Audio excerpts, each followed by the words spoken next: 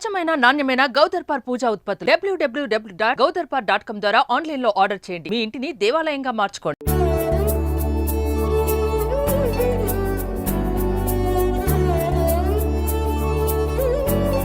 నమస్కారం, welcome to Suman TV. నేను గీతాంజలి. ధర్మ సంస్థాపన కోసం మధురలో అవతరించిన శ్రీకృష్ణ భగవానుడు తన అవతారాన్ని చాలించింది ఎక్కడో తెలుసా? అత్యంత పుణ్యస్థలంగా అందరూ భావించేటువంటి బాలికా తీర్థలో. ప్రస్తుతం అదే ప్రాంతంలో నేనున్నాను. ఈ ప్రాంతం గుజరాత్ సోమనాథ్ ఆలయానికి అతి దగ్గరలో ఉంటుందండి.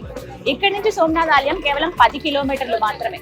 సోమనాథ్ ఆలయానికి వెళుతున్న వారు ఈ ప్రాంతాన్ని ఖచ్చితంగా తప్పకుండా దర్శనం చేసుకుంటారు. మరి లోపలికి వెళ్ళి స్వామి అంటే ఆ శ్రీకృష్ణ భగవానుడు ఎలా నిర్యాణం చెందారో ఆ విశేషాలు తెలుసుకుందామా? రండి.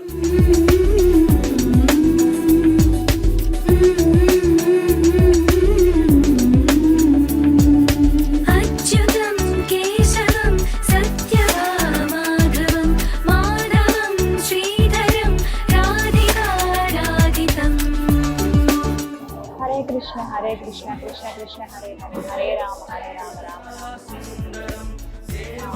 ఎంత సుందరంగా ఉందో స్వామి రూపం, కానీ కొంత బాధ కూడా అనిపిస్తుంది. ఆ విగ్రహం ఏ విధంగా అయితే కూర్చుందో చూస్తే. ఎందుకంటే బోయవాడి బాణం తగిలిన తర్వాత ఆ గాయంతోనే శ్రీకృష్ణ భగవానుడు కొంత దూరం నడుచుకుంటూ వెళ్ళి ఒక వృక్షం దగ్గర ఆ వృక్షానికి ఆనుకుని తను నిర్యాణం చెందారని చెప్తారు కదా, అదే ప్రాంతం అండి ఇది. కరెక్ట్ గా అది మనకి తెలిసేందుకు వీలుగా విగ్రహాన్ని కూడా అలాగే ఏర్పాటు చేశారు.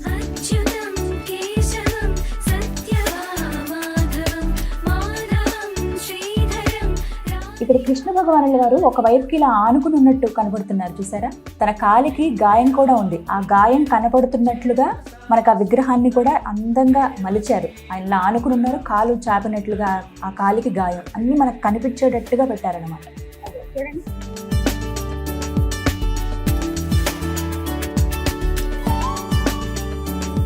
అలాగే ఆ బోయవాడు ఎవరైతే బాణం వేస్తారో ఆయన తెలియక వేసిన బాణం. అంటే ఏది జరగాలనున్నా ఆ కృష్ణ భగవానుడి లీలే కదా.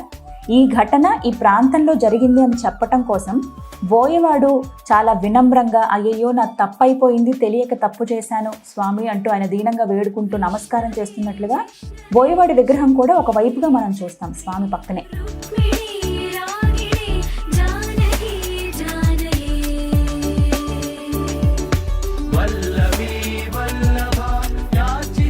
సోమనాథ్ దగ్గరలోని ఈ ప్రాంతం అండి. ఇక్కడికి వస్తే ఈ మందిరాన్ని మీరు చూడొచ్చు. సోమనాథ్ టెంపుల్ కి వెళుతున్న ఒక 10 కిలోమీటర్ల ముందుగానే మనకి బాల్కా మందిర్ అని అంటారు.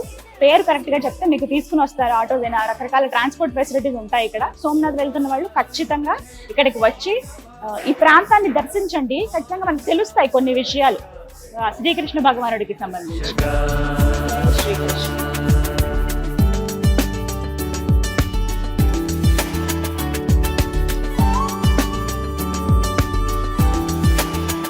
ఆలయం లోపలికి అడుగు పెట్టగానే ఒక ఉద్విగ్న వాతావరణం అంటారు కదా, అంటే ఏదో ఒక ఆందోళన ఉంటుంది. స్వామివారిని దర్శించుకున్నామన్న ఆనందము ఉంటుంది.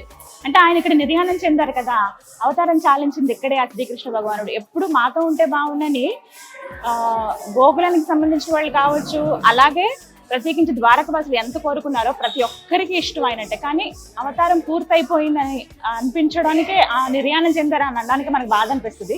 ఇక్కడికి వచ్చి చూస్తే కొంచెం ఆ ఫీల్ అందరికీ అనిపిస్తుందండి. కానీ చాలా అతి పవిత్రమైన స్థలంగా భావిస్తారు గుజరాతీలు. మొత్తం కృష్ణుని నమ్మే ప్రతి ఒక్కరూ ఒక్కసారైనా వాళ్ళ జీవితంలో ఈ ప్రాంతానికి వచ్చి చూడాలి అని అనుకుంటారనమాట.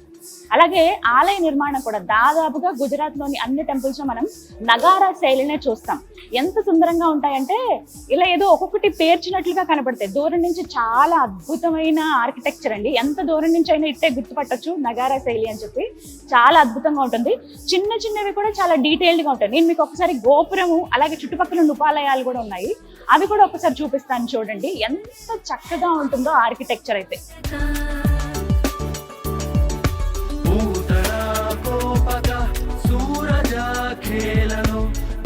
ద్వాపర యుగం నాటి కొన్ని సంఘటనలకు సజీవ సాక్ష్యం ఈ ప్రాంతం అండి. ఎప్పుడైతే శ్రీకృష్ణ భగవానుడు వారు నిర్యాణం చెందుతున్నారో ఆ సమయంలో ఒక చెట్టుగా ఆయన ఆనుకుని ఆ కాలికైన గాయంతో ఆయన బాధపడుతూ ఉంటారు. ఆ వృక్షం ఏదైతే ఉందో అది అశ్వత్థ వృక్షం అని అంటారు, పీపుల్స్ ట్రీ అని అంటారు కదా, ఆ వృక్షమే. ఇప్పటికీ ఆ వృక్షం మనకి లోపల కనిపిస్తుంది. అక్కడే స్వామివారి విగ్రహం పెట్టి మందిరాన్ని ఏర్పాటు చేశారు. ఇక్కడ మీకు కనపడుతుంది చూసారా, అక్షరాల 5,000 సంవత్సరాల చరిత్ర కలిగినటువంటి వృక్షం అది.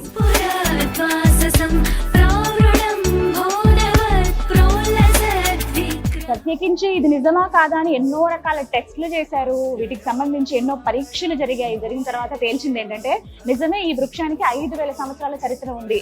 స్వయంగా ఆ శ్రీకృష్ణ భగవానుడు ఆనుకుని నిర్యాణం చెందినటువంటి వృక్షమే ఈ వృక్షం. జై శ్రీకృష్ణ.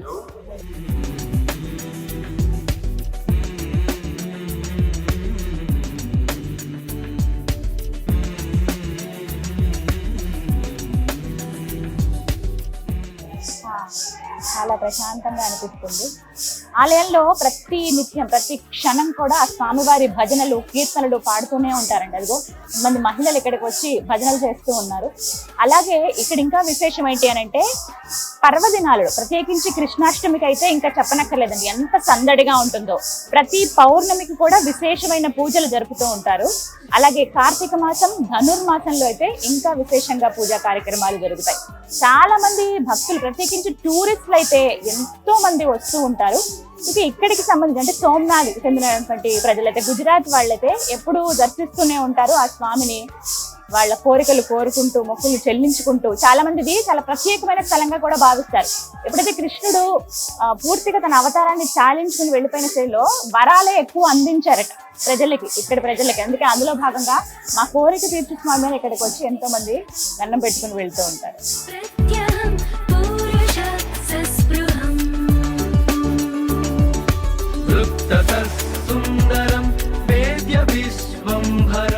సరిగ్గా ఇదే ప్రాంతంలో అండి ఎప్పుడైతే శ్రీకృష్ణ భగవానుడు నిర్యాణం చెందుతున్నారో ఆ సమయంలో అర్జునుడికి కూడా ఆ సమాచారాన్ని అందిస్తారు. వెంటనే హుటాహుటిన అర్జునుడు అక్కడికి చేరుకుంటాడట. అర్జునుడితో చివరి మాటలు కొన్ని చెప్తాడు ఆ శ్రీకృష్ణ భగవానుడు. నా అంతర్ధానం అంటే నా అవతారం ముగించిన తర్వాత పూర్తి బాధ్యత అంతా నా వాళ్ళకి సంబంధించి నువ్వే తీసుకోవాలి. ఎప్పుడైతే నేను నిర్యాణం చెందుతున్నానన్న విషయం బలరాముడికి తెలుస్తుందో ఆయన కూడా స్వయంగా నీళ్ళల్లో మునుగుతారు, ఆయన కూడా తన అవతారాన్ని చాలిస్తారు అని అర్జునుడికి ఒక మాట చెప్తాడట శ్రీకృష్ణుడు. అందరికీ తెలిసిందే కదా వాళ్ళిద్దరి అనుబంధం ఎంతగా ఉంటుందో. కృష్ణుడు బలరాముడు ఇంకంటే ఒక తల్లి గర్భాన జన్మించకపోయినా వారు ఎంత అన్యోన్యంగా ఉంటారు. ఇక ఆయన ఆదిశేషుడే కదా, శ్రీకృష్ణ భగవాన్ అంటే విష్ణుమూర్తే. వాళ్ళిద్దరిది అంత అన్యోన్యమైనటువంటి సంబంధం అనమాట. ఎప్పుడైతే ఈయన అవతారం ఇంకా ఛాలెంజ్ చేస్తున్నారనగానే ఇంకా నేనుండి ఏం చేయను ఈ భూమి మీద కృష్ణుడు చెంత లేకుండా అని చెప్పి అక్కడ బలరాముడు కూడా తన అవతారాన్ని చాలిస్తారు. అయితే ఈ విషయాన్ని అర్జునుడికి బోధిస్తాడు. అంటే అంత్యక్రియలు ఈ విధంగా జరపండి, కానీ నా హృదయాన్ని మాత్రం సముద్రంలో వేసేయమంటే కృష్ణుడు ఏ విధంగా అయితే చెప్తాడో అదే విధంగా అర్జునుడు పాటిస్తాడనమాట. హృదయాన్ని మాత్రమే తీసి సముద్రంలో వేస్తే అది అలా కొట్టుకుంటూ వెళ్ళి ఒక వృక్షానికి అతుక్కోవడం, ఆ వృక్షాన్నే ఒక దైవంగా మలచి పూరి జగన్నాథుడిగా తయారు చేస్తారు. ఇప్పటికీ పూరి జగన్నాథుడు గుండె ఏదైతే ఉందో అది శ్రీకృష్ణ భగవానుడు అని కోట్ల మంది భక్తులను నమ్మిక.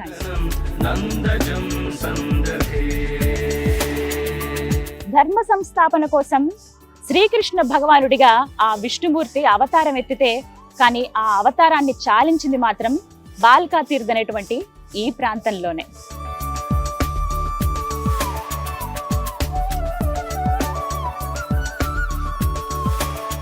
ఈ ప్రాంతం అత్యంత పుణ్యస్థలంగా భావిస్తారండి ప్రతి ఒక్కరూ కూడాను. సోమనాథ్ ఎవరైతే వస్తారో, సోమనాథ్ అనగానే శివయ్యకి సంబంధించిన ప్రాంతం, కానీ శివయ్య అంటే హరిభక్తులు హరభక్తులు అవుతారు, హరభక్తులు హరిభక్తులు అవుతారు అన్నట్లుగా శివయ్య చెంతనే ఇక్కడ మనం కృష్ణ భగవానుడిని కూడా మనం దర్శించుకోవచ్చు అనమాట. జీవితంలో ఒక్కసారైనా ఇలాంటి ప్రాంతాలని మనం చూడాలి కొన్ని అని మనం అనుకుంటాం కదా, అందులో బాల్కా తీర్థ్ కూడా ఒకటి. సోమనాథ్ ఇక్కడ నుంచి జస్ట్ 10 కిలోమీటర్స్ అండి. సోమనాథ్ వెళ్తుండగానే ముందుగా మనకు బాల్కా తీర్థ్ కనపడుతుంది. తప్పకుండా ఈ ప్రాంతాన్ని దర్శించుకుని వెళ్ళండి. హరే కృష్ణ.